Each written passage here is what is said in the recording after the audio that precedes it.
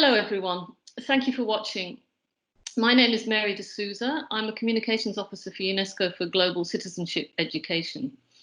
Today, I'm honoured to be talking to Dr. Ahmed Shaheed, who is the UN Special Rapporteur on freedom of religion or belief. Dr. Shaheed is a human rights advocate and an independent expert who works with UNESCO, the UN Commission on Human Rights, the Organization for Security and Cooperation in Europe, and with the World Jewish Congress, training high-level officials from ministries of education on addressing anti-Semitism through education. In 2019, he wrote the first UN report focusing solely on anti-Semitism. I'm talking to him today in the context of an event organized by UNESCO and the Office of Genocide Protection and the Responsibility to Protect. The virtual meeting gathers more than 25 world experts on hate speech from May 13th to 18th. And Dr. Shaheed will be sharing his expertise. It's in fact being held in preparation for a global conference of education ministers coming up later in the year. Dr. Shaheed, the UN Secretary General spoke recently of the tsunami of hate unleashed by the pandemic. I know you've given your own statement on the flare-up of existing religious intolerance during crises. I wonder, could you tell us quite simply to start with why this happens? Why do crises like the pandemic see a new surge? How does hate speech affect fundamental human rights and fragilize certain groups? And I'm also interested to talk about who is being scapegoated. Are there new vulnerable groups? Well, first of all, thank you so much for asking me to come on this program. Well, yes, I've been very alarmed and concerned about the sharp rise in hatred at this time. One of the primary drivers, of course, is unaddressed underlying hatred. In some societies, this goes unchecked. And so like any underlying condition, when there's increased stress, there's a flare-up of such hatred. Mm-hmm. But this rides fundamentally on ignorance allied with fear. The less people know what's going on, the less people are educated and informed about other people, the more they are prone to be afraid and to fear other people, the more anxious they are. But also we do have political opportunists who are prepared and ready to exploit people's anxieties and fears to scapegoat other people, primarily, I suppose, to cover up their deficiencies and shortcomings and failures. And of course, scapegoating is an extreme act of cowardice because it blames those who are least able to defend in any situation for the problems that everybody faces and has absolutely no merit at all in what's been alleged. So the reason I think why we've seen such a sharp rise in hatred is because we are living in an age of intolerance fed by online technologies and globalization, but also because of increased anxieties and underlying untreated hatred from before. Would you say that you've noticed that there are new vulnerable groups being targeted? Or is it I think it's always the usual suspects, as it were, if that is an appropriate phrase here.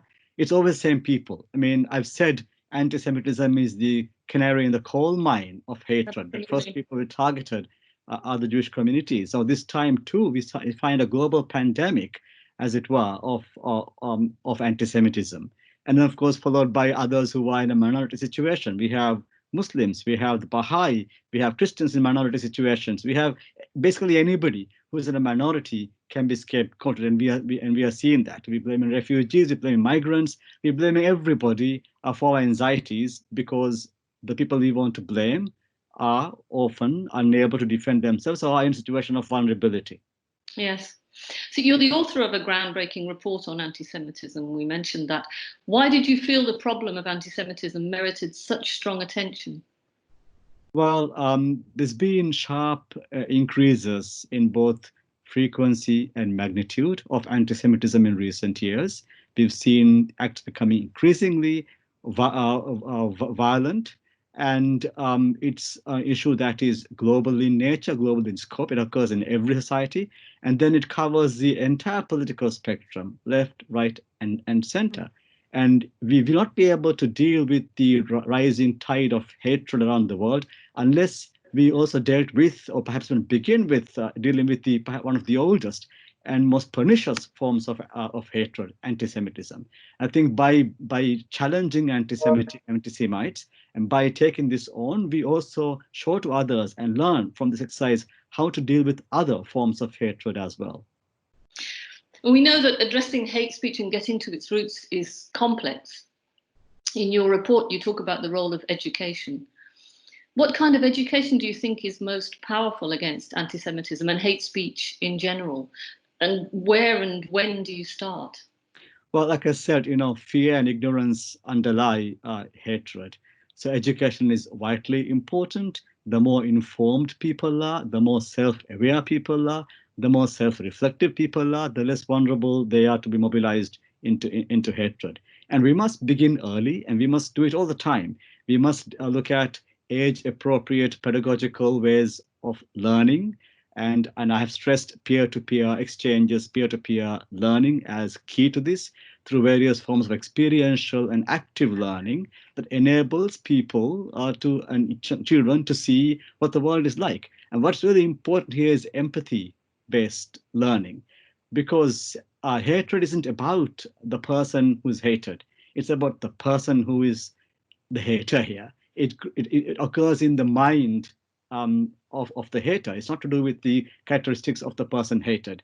So empathy-based learning will enable children to look at the world from different perspectives, look at from a variety of diverse perspectives. So as we live in a plural and diverse society, diverse world, it's fundamentally important that we are aware of other people's perspectives and then be able to relate to them. So I think this is crucial in building a citizenship that's self-reflective and enabled to be resilient against hatred.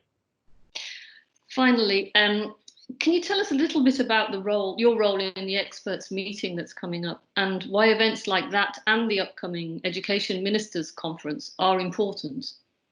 I think it's vitally important that we stress on the message, important role of education in dealing with hatred. It's also important to canvass broadly, so to bring people from all over the world and to work on this, because nobody has very clear answers on this. Everybody has some bit of the answer, and of course everything works in different contexts differently.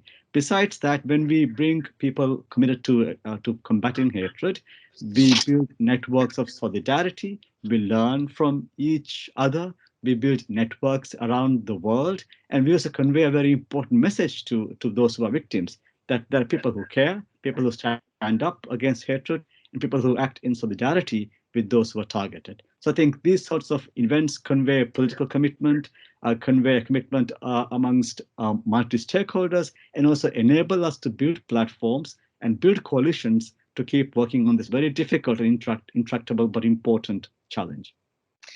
Thank you very much for sharing your thoughts with us, and I wish you the best for the conference. Thank you. Thank you for your interest. Thank you. Have a good day.